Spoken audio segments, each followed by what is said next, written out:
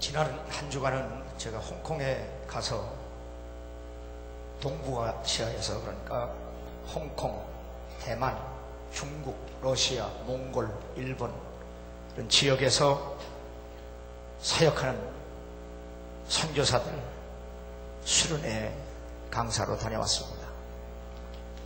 그 중에 한 선교사는 북한 선교를 위해서 북한에 들어갈 수 있는, 북한이 필요로 하는 사람이 되기 위해서 목사임에도 불구하고 북경대학에서 농업기술을 배웠습니다. 그래서 쓰레기를 활용해서 유기질 비료를 만드는 그런 공부를 해서 북경대학에서 박사학위를 받고 북경대학에서 농업대학 교수로 재직하면서 이제 북한 선교를 준비하고 있습니다. 삼자교회를 사역하면서, 삼자교회라는 것은 쉽게 얘기하면 정부의 통제를 받는 그런 삼자교회에서 사역을 하면서 북한 선교와 사역을 위해서 자신이 성경을 100번을 읽었습니다. 선교를 좀 제대로 해보려면 성경을 알아야 하니까 성경을 100번을 읽었습니다. 선교를 준비하고, 딸도 북경대학에서 종교과에서 기독교를 공부하면서 외교관들, 정부 고위층들 통역을 해주면서 이제 선교를 준비하고 있습니다. 저하고 대화 중에 내년도에 삼자교회 목사님들에게 좀 성경을 가르쳐주는 그런 프로그램을 좀 만들어서 좀 했으면 좋겠다. 그리고 우리 교회에서 이렇게 주일 설교되는 것을 중국말로 번역을 해서 그 자막을 띄워서 삼자교회 사이트에 넣어서 중국의 삼자교회 목사들이 볼 수 있도록 그런 사역을 하겠다고 했습니다. 참 귀하게 사역하는 분들 참 많고, 또 한 15년 이전에 우리 교회 홍콩에서 감독과 함께 성도들이 방문한 적이 있습니다. 그 중에 한 부부가, 남편은 장로고 또 아내는 목사가 됐는데 홍콩에서 교회를 개척해서 사역을 하는데, 그 아주 청소년 우범 지역에서 교회를 개척해서 얼마나 복음을 잘 전했든지 그 우범지대가 이렇게 변화가 되어서 정부에서 인정할 만큼 그런 교회로 성장했습니다. 그리고 그 여자 목사님이 중국 본토 선교를 위해서 직접 가서 선교할 수 없으니까 홍콩에서 기도 대상에 그런 성회를 통해서 본토에 있는 사람들을 불러내가지고 집회를 해서 은혜 받게 해서 다시 본토로 보내는 그런 사역을 하는데, 이번에도 사역을 준비하고 있는데 그 인원이 얼마냐? 1만 명씩 모였고 1만 명 집회를 한다는 겁니다. 본토에서 8천 명이 오고 홍콩에서 2천 명이 모여서 1만 명이 모이는 그 기도 성회를 주관해서 인도하고 하는 그런 사역을 하는데,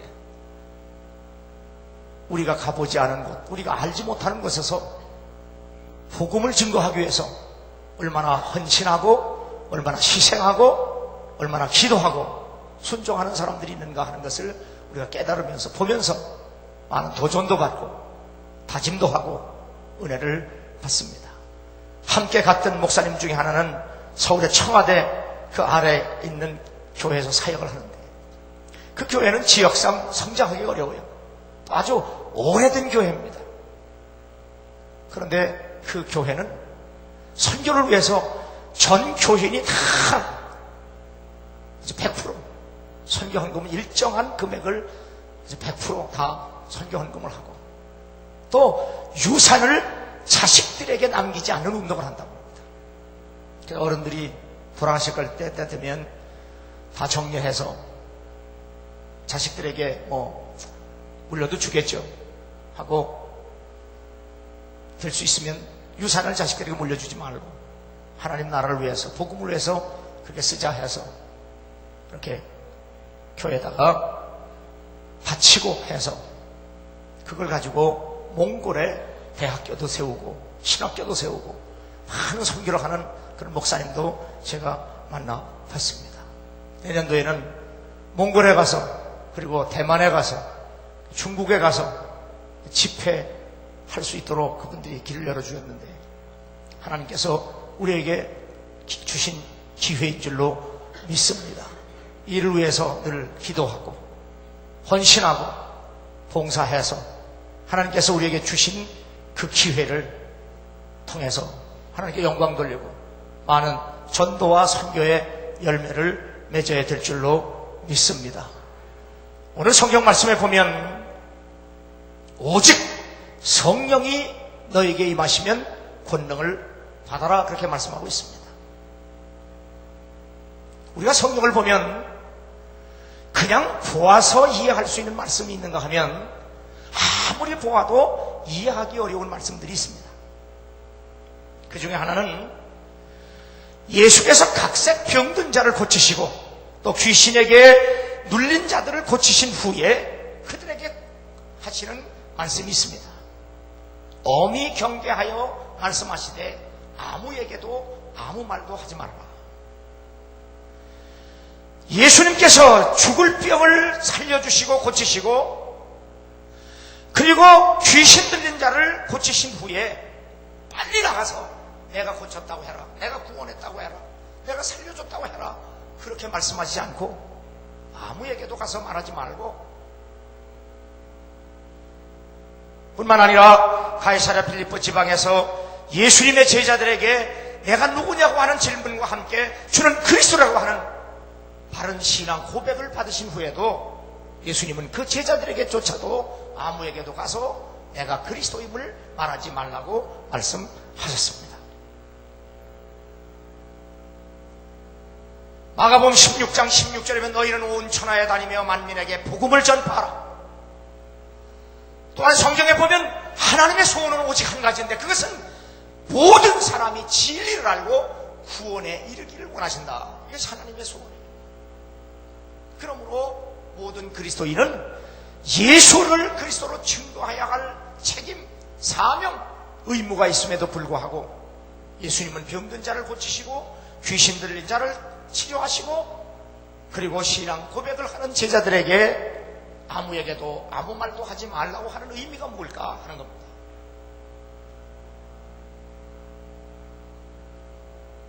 바로 그의 대답을 오늘 본문이 하고 있는 겁니다. 오직 성령이 너에게 임하시면 너희가 권능을 받고 예루살렘과 온 유대와 사마리아와 땅끝까지로 내 증인이 되리라 하시니라.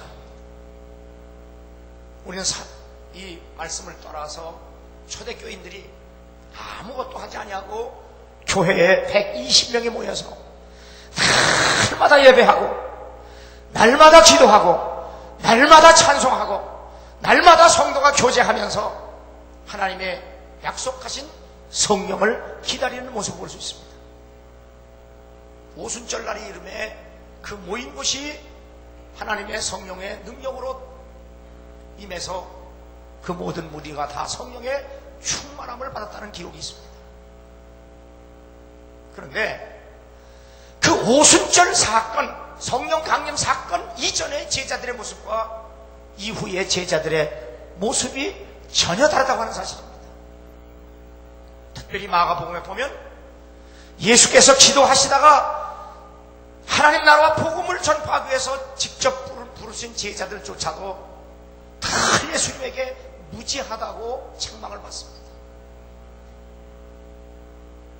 그래서 마틴 루터는 무지도 죄다 그랬어요. 우리가 신앙이 성숙해지려면 무식해서는 안 됩니다. 그래서 믿는 일과 아는 일, 아는 것과 믿는 것, 지식과 믿음이 하나가 되어야 장성한 분량에 이를 수 있다고 말합니다. 그런데 예수님의 제자들조차도 예수님에게 무지하다고 하는 책망을 받습니다. 무지하다 보니까 그들이 늘 오해합니다. 예수님이 이렇게 말씀하시면 저렇게 알아듣습니다. 그러다 보니까 결국 예수님이 십자가에 피 흘려 죽으실 때 그들은 예수님을 다 배신하고 도망을 갑니다. 그렇게 무지하고 그렇게 오해하고 그렇게 배신했던 제자들 앞에 예수님 부활하셔서 다시 나타나셔서 그들과 함께 40일을 생활하시면서 그들에게 하나님 나라의 확실한 말씀을 증거하시고 그들에게 당신이 부활하신 사실에 대해서 확실하게 볼 수 있고 만질 수 있고 체험할 수 있도록 확증하셨습니다.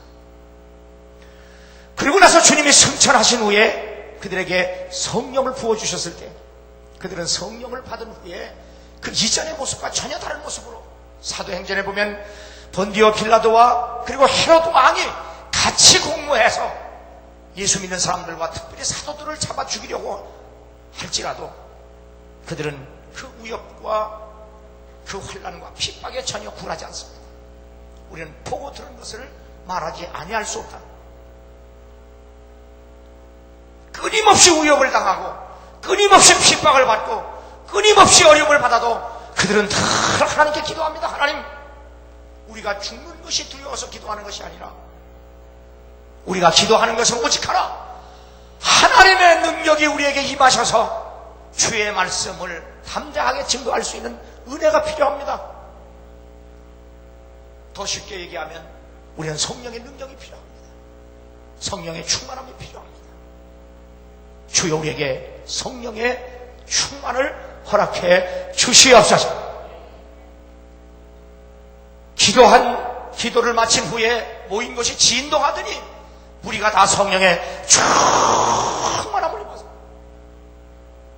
그런 후에 그들은 자기의 것을 자기의 것으로 아는 이가 하나도 없이 자기가 소유한 모든 것으로 예수를 그리스도로 복음을 증거하는 그 증거를 위해서 다 헌신하고 다 희생하고 충성했다고 성경은 우리에게 말씀해 주고 있습니다. 그들이 희생하고 그들이 충성하고 그들이 그렇게 헌신할 수 있었던 것이 뭐냐? 그것은 자기의 생각이 아닙니다. 자기의 의지가 아닙니다. 자기의 능력이 아닙니다. 그것이 바로 성령께서 그들을 사로잡으시고 성령께서 그들로 하여금 예수를 믿는 믿음을 믿게 하고 그리고 주님이 주신 사명을 감당할 수 있도록 역사하셨기 때문에 바로 그들이 그렇게 할 수 있었던 겁니다. 그래서 복음서에 있는 제자들의 모습은 우리의 모습과 별 다를 바가 없습니다. 늘 무지하고 그래서 늘 오해하고 그래서 늘 주님을 떠나려고 하는 그러한 삶의 태도 자세, 그것이 바로 성령의 충만함을 받기 전에 제자들의 모습이나 우리들의 모습이나 별 다를 바가 없는 겁니다. 오늘 주님은 부활하셔서 승천하시기 전에 제자들에게 분명히 말씀하십니다. 너희들에게 필요한 것은 성령의 능력이다. 다른 길이 없다. 다른 방법도 없다. 오직 성령이 임하시면 능력을 받아라. 그리해야 내 증인이 될 수 있다는 겁니다. 여기 증인이 되리라 하는 말은 증인이 되라는 거예요. 증인이 될 수 있다는 말씀입니다. 성령의 능력이 아니고서는 주님의 증인이 될 수 없다는 것은 뭡니까? 성령이 아니고서는 우리가 예수 믿는 믿음도 가질 수 없어요. 성령이 아니고서는 우리가 예수를 그리스도로 증거하는 사명도 감당할 수 없습니다. 우리가 교회를 아무리 다녀도 우리가 11조를 내도 우리가 새벽 기도를 해도 우리가 철야를 해도 하나님의 영이 오셔서 나를 감동시키지 아니하시고 그 하나님의 거룩한 영이 나를 사로잡아 주시지 아니하면 우리가 예수를 믿는 믿음도 헛것이요 믿어지지도 않습니다. 그래서 성령이 오시면 죄에 대하여 의에 대하여 심판에 대하여 라고 말씀하고 있는 겁니다. 그러므로 내가 아무리 설교 준비를 잘해서 여러분에게 설교한다고 할지라도 이 말씀 속에 성령이 역사하시지 아니하면 여러분 심령에 잘 박힌 못처럼 박히질 않습니다.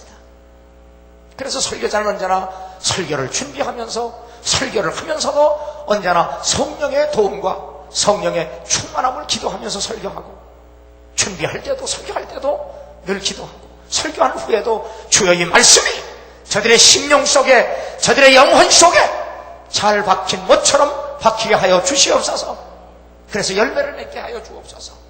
그렇게 하지 아니하면 전하는 자도 헛것이되 또 듣는 자도 주께서 내게 임하셔서, 성령이 임하셔서 내 귀를 여시고 내 눈을 여시고 내 마음의 문을 여셔서 그 말씀이 내 속에서 역사하셔서 내 죄를 지적하시고 드러나게 하시고 깨닫게 하시고 시인하게 하시고 알게 하셔서 회개케 하시고, 그래서 주님이 주시는 말씀과 복음이 내 안에 믿어질 수 있도록 주여 내 마음과 생각을 주장해 주시옵소서. 할 때 성령께서 역사하지 아니하면, 그 말씀이 내 믿음 속에서 역사가 되지 않으면, 여러분도 아무리 말씀을 들어도 들리지 아니하고, 듣는다고 할지라도 잘못 알아듣고, 알아듣는다고 할지라도 그렇게 순종할 수 없다는 사실이에요. 그래서 성령의 충만함을 받지 아니하면 우리의 신앙생활은 내 의지, 내 생각, 내 형편, 내 처지를 따라서 아무리 해봐야 그 신앙생활이 기쁨도 없고 감사도 없고 다 부담스럽고 고달프고, 그러나 성령 안에서 말씀을 전하고 성령 안에서 말씀을 들으면 그 말씀이 내 믿음 속에서 역사돼서 감사와 기쁨과 구원과 평안이 강물같이 넘치게 될 줄로 믿습니다. 예수님에게 친히 병고침을 받고 귀신을 쫓아냄을 받은 사람이라고 할지라도 그들은 예수께서 왜 십자가에 죽으셔야 하는지, 왜 그분이 다시 살아나야 했는지, 그리고 왜 그분이 승천하셔야 했는지에 대해서 알지 못하기 때문에 주님은 아무리 내가 내로 인해서 병고침을 받았고 나를 그리스도로 믿는다고 말했다고 할지라도 아직은 나를 바로 증거할 수도 없고 알 수도 없으니 기다리라는 겁니다. 다시 말하면 말하지 말라는 것은 제대로 말할 때까지 기다리라는 겁니다. 제대로 믿을 때까지 기다리라는 겁니다. 제대로 사명을 감당할 때까지 기다리라는 겁니다. 그래서 주님이 십자가에서 죽으시고 3일 만에 다시 살아나셔서 40일간을 제자들과 함께 계시다가 승천하시면서 이제 내가 가는 것이 내게 유익이라. 내가 가면 그동안 내가 약속한 보혜사 성령을 다시 보낼 거다. 그 성령이 오시면 너희들에게 권능을 베풀 텐데 그 권능을 받아라. 그래야 성령의 능력에 의해서 내가 나를 그리스도로 믿는 믿음을 끝까지 지키고 내가 내게 풍부하고 가르쳐 모든 것을 지킬 수 있고, 그리고 내가 너희들에게 부탁한 그 사명을 감당할 수 있다고 말씀하시는 겁니다. 이 말씀을 따라 초대교회 성도들은 다 성전에 모여서 기도에 힘쓴 겁니다. 이에 대하여 주님은 미리 말씀하셨습니다. 자식 부모, 악한 부모도 자식에게 좋은 걸 줄 줄 알거든. 하물며 하늘에 계신 아버지께서 밤낮 부르짖는 자들에게 왜 성령을 주시지 않겠는가? 하나님은 이렇게 은혜의 수단을 통해서 우리에게 은혜를 주시겠다고 약속하셨습니다. 지난주일에도 말씀드렸지만 미국의 마이클 허튼이 미국제 영성에 속지 말라고 하는 책을 썼습니다. 이 미국제 영성에 속지 말라는 이 책에서 무엇을 얘기하느냐? 미국제 영성을 얘기하는데 미국제 영성이라는 말이 뭐냐? 성경은 인간은 전적으로 부패했다고 말씀합니다. 그런데 미국 교회의 목회자들은 인간의 전적 부패성을 간과한 채 인간에 대한 낙관, 실용주의와 성공지향주의에 대한 전폭적인 신뢰 가운데 행해지는 소위 목회의 방법, 목회의 테크닉을 말하는 겁니다. 다시 말하면 하나님께서 정해놓으신 은혜의 수단을 무시한 채 자기 만족 지향의 정석 가운데 왕이 없을 때, 사사기에 보면 왕이 없을 때 소견에 좋을 대로, 여러분 이스라엘 백성들이 타락할 때 성경은 뭐라고 했느냐? 왕이 없을 때 자기가 좋은 대로 살았다는 얘기. 우리 말로 속되게 얘기하면 개판으로 살았다는 얘기입니다. 어떤 기준이 없어요. 그러니까 제 멋대로 제 마음대로 개판으로 살았다는 거예요. 이 이야기는 우리가 아무리 주입술로 주여 주여 해도 내 생각, 내 마음, 내 형편, 내 처지로 예수 믿는 것은 믿을 수도 없을 뿐만 아니라 그것이 바로 속된 말로 개판으로 믿는다고 합니다. 성령께서 오셔서 내 죄와 허물을 지적하시고 깨닫게 하셔서 회개케 하시고, 그리고 내가 예수 그리스도를 믿는 믿음을 그분께서 은사로 은혜로 우리에게 주실 때만이 우리는 가능하다는 얘기예요. 그 은혜를 받기 위해서 우리가 할 수 있는 일은 뭐냐? 기도하는 것밖에 없어요. 그게 은혜의 수단이에요. 먹고 노는데 하나님이 은혜 주시겠다고 약속 안 하셨어요. 밤낮 부르짖는 자에게 왜 성령을 주시지 않겠느냐? 그러므로 기도가 되지 않으면 기도하시기 바랍니다. 기도할 줄 몰라도 기도하시기 바랍니다. 기도할 줄 몰라도 기도하면 기도가 되게 되어 있어요. 왜? 성령이 마땅히 빌바를 알지 못하는 연약한 우리들에게 빌바를 알려주시는 은혜가 있습니다. 그러므로 기도가 안 돼도 기도해야 되고, 기도하게 되면 기도가 되게 되고, 기도가 되면 되는 기도로 기도하면 우리는 하나님의 은혜를 받게 될 줄로 믿습니다. 이것이 바로 은혜의 수단입니다. 그런데 미국 교회는 이런 은혜의 수단을 사용하지 아니하고 인간의 그 죄성을 무시한 채 그저 자기 만족, 실용주의, 낙관, 성공주의 이런 걸 통해서 하나님께 나아가려고 하는 소위 시너스, 죄인들이 아니라 구도자들로서 인본주의적 혼합주의 여러 가지 신앙 행태를 통칭해서 바로 미국제 영성이라 그렇게 말합니다. 더 쉽게 얘기하면 적극적 사고방식을 통해서 하나님께 나아가려고 하는, 생각의 힘으로, 긍정적 사고, 이런 생각의 힘으로 하나님께 나아가려고 하는, 아무리 우리가 세련돼도 우리의 생각의 힘으로 하나님께 나아갈 수 없습니다. 아무리 우리가 지식이 있어도 하나님 앞에 나아갈 수 없습니다. 아무리 우리의 인격이 수련을 쌓아도 하나님께 나아갈 수 없습니다.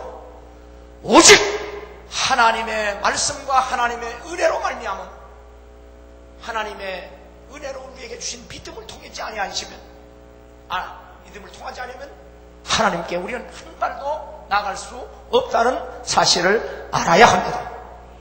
그래서 사도 바울은 에베소 교인을 향하여 너희가 정말 예수 믿느냐? 그래, 우리가 예수 믿는다. 그러면 네가 예수 믿는다고 하는 증거가 뭐냐? 에베소 교인들은 예수 믿는 게 믿는 거지 무슨 증거가 있어야 하느냐?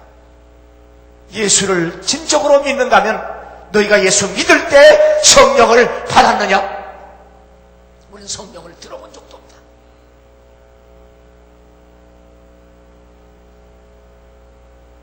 성령의 도에 대해서 자세히 가르치고 안수할 때 그들에게 성령이 임했다고 말씀하고 있습니다. 우리가 이렇게 실내에서 청소를 하다 보면 햇볕이 없으니까 공기가 맑은 것 같지만 그 창가로, 창 틈으로 한 줄기 빛이 쫙 들어오면 그 빛이 비친 곳에는 먼지가 굉장히 보입니다. 여러분, 우리가 아무리 내가 여기서 설교할 때 회개하라고 외쳐봐도 성령이 역사하지 않으면 저 목사님 맨날 우리한테 회개하라고 회개하라고 그런다. 현대인들은 다 그래요. 여러분만 그런 거예요. 성령이 역사하셔야 바로 우리 안에 있는 죄를 드러내게 되고 깨닫게 됩니다. 그러면 드러난 죄는 우리가 회개 안 할 수가 없어요. 그러면 주님은 즉시 처리해버립니다. 그래서 다윗 왕이 하나님 앞에 범죄하고 그 범죄를 가려보려고 숨겨보려고 얼마나 애썼습니까? 그래서 남편도 죽이고 여러 수단과 방법을 썼어요. 그런데 속일 수 없는 것은 자기 마음과 영혼과 인격이 얼마나 고통스러운지, 죄를 숨기고 살아보려고 별짓을 다 해봐도 그 고통이 얼마나 고통스러운지 여름 가물에 땅이 갈라진 것 같고 뼈가 다 녹아서 아주 요즘으로 말하면 골다공증 걸린 거예요. 뼈가 진액이 다 빠져가지고 녹았다고 그랬어. 녹았다. 그래서 하나님 앞에 나가서 자신의 죄를 다 고해고 자복하고 아뢰었더니 하나님께서 내 죄를 다 용서해 주셨다. 인생이 받을 수 있는 복 중에 하나님 앞에 나가서 죄 용서받는 이 복보다 더 큰 복이 어디 있느냐. 그러니 너희들도 하나님 앞에 나가서 모든 죄를 다 아뢰고 회개하고 그 하나님으로부터 용서함을 받으면 아무리 인생의 풍랑이 몰아친다고 할지라도 우리는 그 풍랑에 인해서 헛말되지 않는다. 내 평생에 가는 길 순탄하여 늘 잠잠한 강 같든지 아무리 풍파가 험해서 그 강같이 잔잔하다 폭풍함이 있다고 할지라도 내 영혼은 평안하다. 이 찬송을 지은 사람이 형편과 처지가 평안해서 평안하다고 노래했겠습니다. 이 스팟포드가 그 찬송을 지을 때는 자기 회사가 빌딩이 다 불이 탔습니다. 그리고 교회에서 수련회 가던 자기 가족의 세 자녀가 한꺼번에 죽었습니다. 자기 회사가 불타서 빌딩이 다 날아가고 자기 세 자녀가 한꺼번에 죽은 그 자리에서 그는 하나님을 향하여 이렇게 노래한 겁니다. 내 인생이 이렇게 풍지박산이 나서 세 자녀가 한꺼번에 죽고 내 회사의 빌딩이 다 불탔음에도 불구하고 하나님의 거룩한 영이 내 영을 사로잡아 주시고 내 생각을 사로잡아 주시고 내 마음을 사로잡아 주시고 그분의 영이 내 안에 충만하게 거하니까 내가 이 아픔도 고통도 다 이기고 내가 승리할 수 있는 하나님은 내게 은혜와 평안을 주셨다. 이것이 우리의 힘으로 이길 수 있습니까? 이것이 우리의 생각으로 이길 수 있습니까? 이것이 우리의 의지로 되는 겁니까? 저도 우리 교회가 교육관을 짓고 3년 후에 어린물 화재를 내서 어려움을 당했습니다. 우리 식구들은 다 죽을 뻔하고 병원에 실려가고 와보니까 부흥회 갔다 와보니까 3층에 불탄 자리로부터 4층 5층 불타고 전기불은 다 나가고 소방서가 물 끼얹어가지고 그런 상황에서 불난 자리에서 하나님께 내가 이렇게 기도한 기억이 아직도 있습니다. 하나님 보시다시피 교회가 이렇게 원인 모르게 화재가 나서 불이 났습니다. 그래도 감사한 것은 불에 타서 없어진 것보다 아직도 남아있는 것에 대해서 감사합니다. 더 감사한 것은 우리 마음속에 주께서 주신 믿음이 여전히 남아있음에 대해서 감사합니다. 그리고 그때 내가 부른 찬송가 중에 하나가 주 안에 있는 나에게 단 근심이 있으랴 십자가 밑에 나가 내 짐을 풀었네 주님을 찬송하면서 할렐루야 할렐루야 내 앞길 멀고 험해도 나 주님만 따라가리. 내가 지금까지 목회하면서 예수 믿으면서 그때만큼 성령의 강력한 임재를 느껴보면서 찬송해 본 적이 없어요. 그러한 불행, 그러한 아픔, 그러한 고통, 그러한 어려운 상황을 이길 수 있는 힘이 우리 안에 없습니다. 내 의지로도 안 됩니다. 내 생각으로도 되지 않습니다.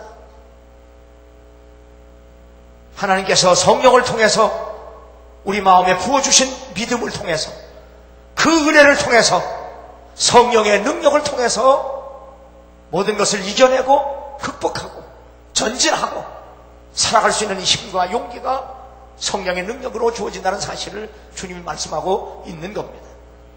그러므로 내가 예수를 믿는다고 하면서 내가 주의 사명을 감당하고 한다고 하면서도 주의 은혜를 사모하지도 기도하지도 않으면서 믿는 척 하는 척하는 것만큼 큰 죄가 없다는 사실을 깨달아야 합니다.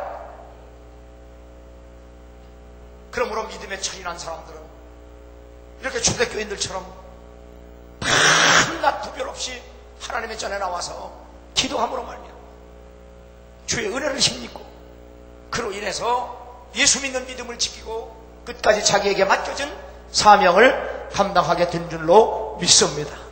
늘 얘기하는 성공을 유산으로 물려주자고 하는 폴 제마이어가 수십 개 업체를 이끌어가면서 죽도록 충성하는 그분도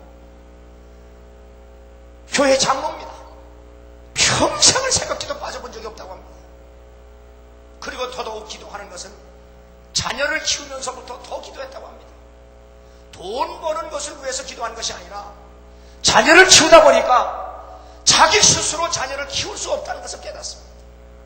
자기가 부모라도 자식을 지킬 수도 없고 보호할 수도 없고 이끌어갈 수도 없다는 것을 깨닫고 그래서 하나님께 더 매달려 기도해서 하나님의 은혜를 힘입고 사업도 성공하고 믿음도 성공하고 가정도 성공하고 모든 것을 다 성공했어요. 바로 우리가 후손들에게 그러한 유산, 돈이나 이런 것을 물려줄 것이 아니라 모든 분야에서 성공한 그 성공을 물려주자는 겁니다. 돈 몇 푼 물려주는 거 아니고 책 몇 칸 물려주는 것이 아니고 어떤 분야에서 무엇을 해도 다 승리한 성공한 그 성공을 물려주는 거예요.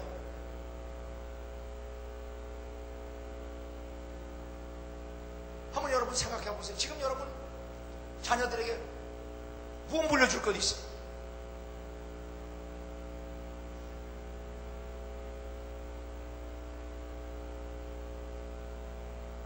돈을 물려주지 못하고 재산을 물려주지 못하고 여러분이 성공한 무슨 그럴듯한 사회적인 신분을 못 물려줄 안다면 못 물려준다고 할지라도 예수 믿는 믿음의 신앙을 물려줄 수 있는 그런 좋은 부모가 되기를 주의 이름으로 축원합니다. 내가 늘 말씀드리잖아요. 저는 어머니로부터 예수 믿는 믿음 하나 물려받는 것만 가지고도 평생을 내가 살아가면서 감사하고 불편하지 않습니다.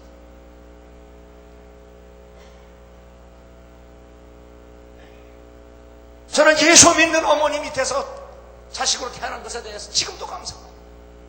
예수 믿는 믿음 하나 물려준 것만으로도 저는 감사합니다.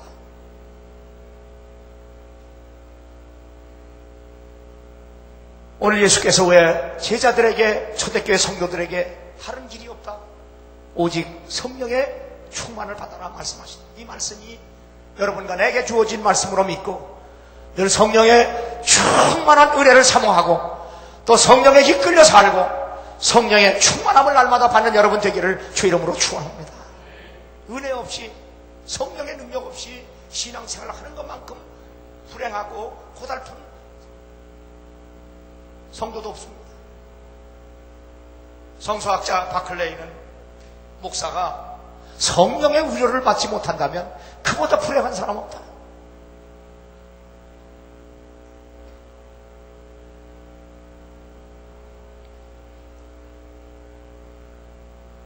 그래서 초대교인들은 다 교회에 모였습니다. 그들이 한 일은 하나님께 예배하는 일입니다. 기도하는 일입니다. 찬송하는 일입니다. 그리고 믿음의 사람끼리 서로 사귀고 교제하는 일이었습니다. 그래서 성도가 서로 만나면 서로 믿음이 서로 이렇게 성숙해지고 업그레이드 되고 이래야지. 예수 믿으면서 교회 만나서 성도들끼리 만나면 서로 지지게 볶고 서로 약점 집어가지고 까고 무너뜨리고. 여러분 성경에 보면요,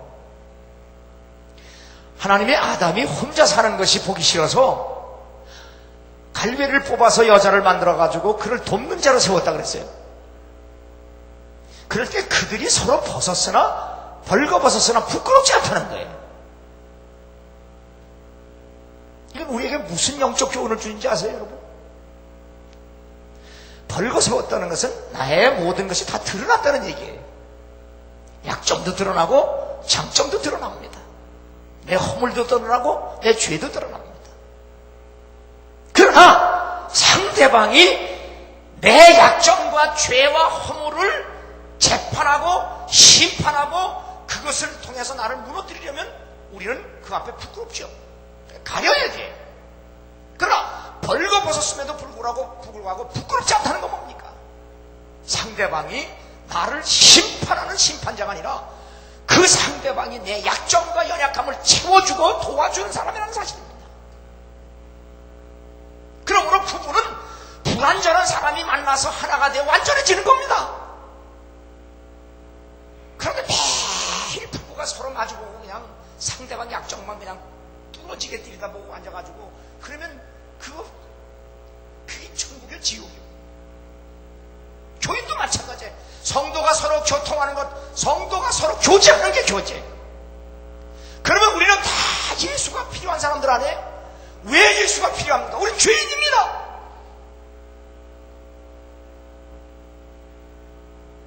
성령이 왜 필요해요?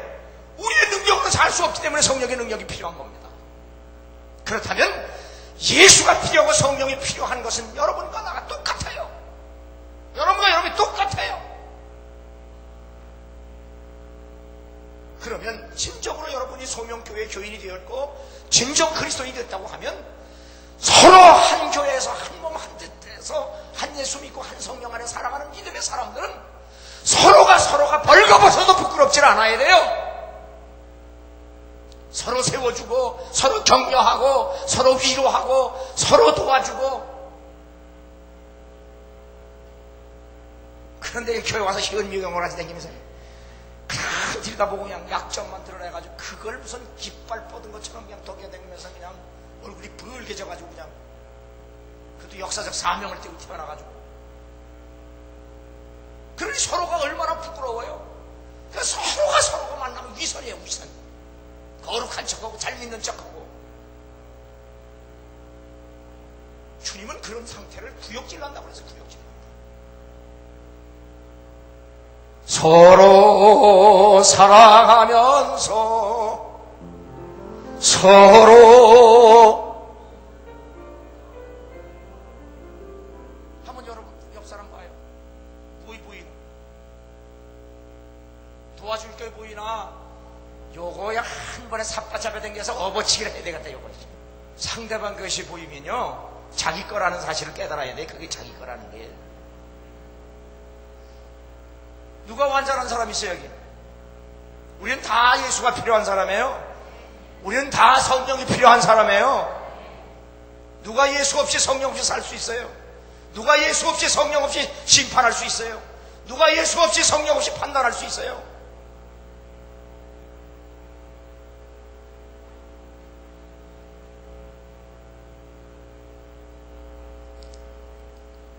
그래서 예수님도 제자들에게 뭘 말해야 할지도 생각하지 마라.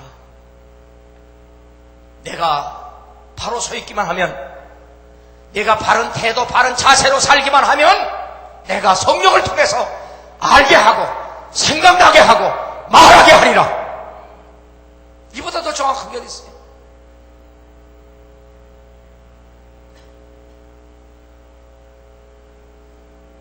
예수 남보다 좀 먼저 믿었다고, 직분 나보다 좀 먼저 한다고, 남보다 기도 쥐꼬리만큼 더 했다고, 남보다 내가 봉사 요거 조금 더 했다고, 그거 가지고 자랑하고 잴 필요도 없어요. 사도 바울처럼 내가 자랑할 것은 예수 그리스도의 십자가의 도밖에 없어요. 내가 사람 앞에서 말할 수 있는 것은 오직 성령의 능력밖에 없어요. 능으로도 안 되고 힘으로도 되지 않습니다.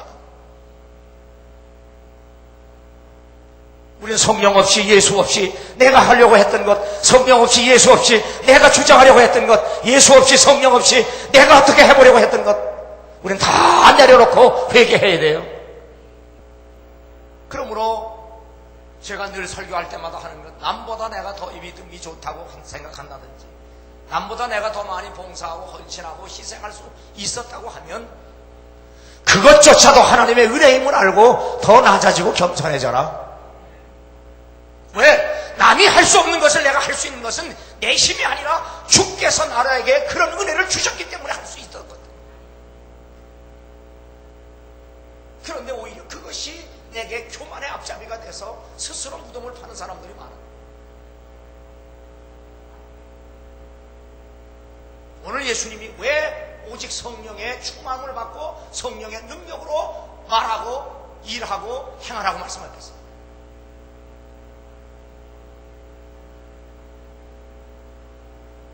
우리 안에서 행하시는 일 하나님이시니 당신이 기뻐하시는 뜻을 우리 마음에 소원을 두고 이루신다.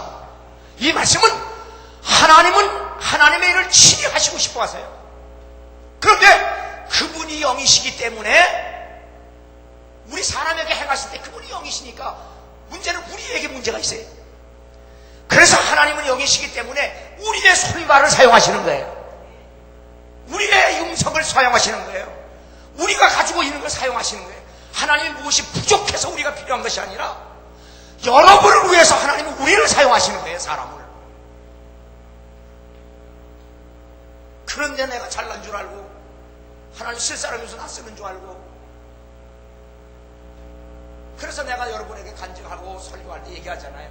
내가 여러분보다 인격이나 기질이나 이런 게 좋아서 목사가 된 것이 아니고, 내가 솔직히 여러분에게 고백하지만 여러분보다 인격도 부족하고 기질도 나쁘고 성격도 안 좋아요.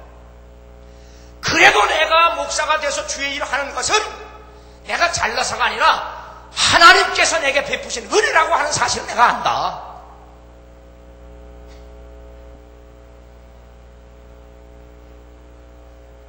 나는 내가 잘나서 설교 잘했다고 말하지 않습니다.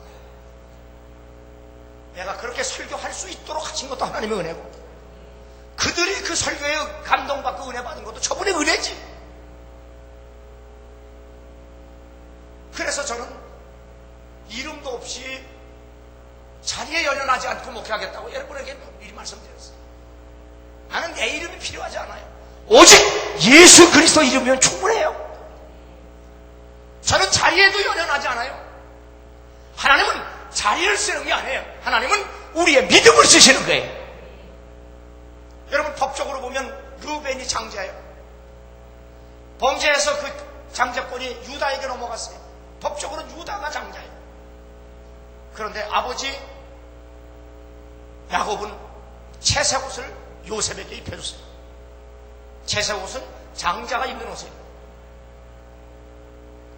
그러므로 오늘날도 하나님이 쓰시는 사람은 어떤 사람이냐? 교회 안에서도 장로기 때문에 쓰는 것, 목사기 때문에 쓰는 것, 전도사기 때문에 쓰는 것, 권사, 집사가 되기 때문에 쓰는 것이 아니라 그 사람을 그 사람의 믿음을 쓰신다는 사실을 깨달아야 돼요. 아무리 여러분이 장로라고 해도 믿음 없어 쓸 수가 없어요. 아무리 목사라도 믿음 없어 쓸 수가 없어요. 아무리 권사, 집사라도 믿음이 없어 쓸 수가 없어요.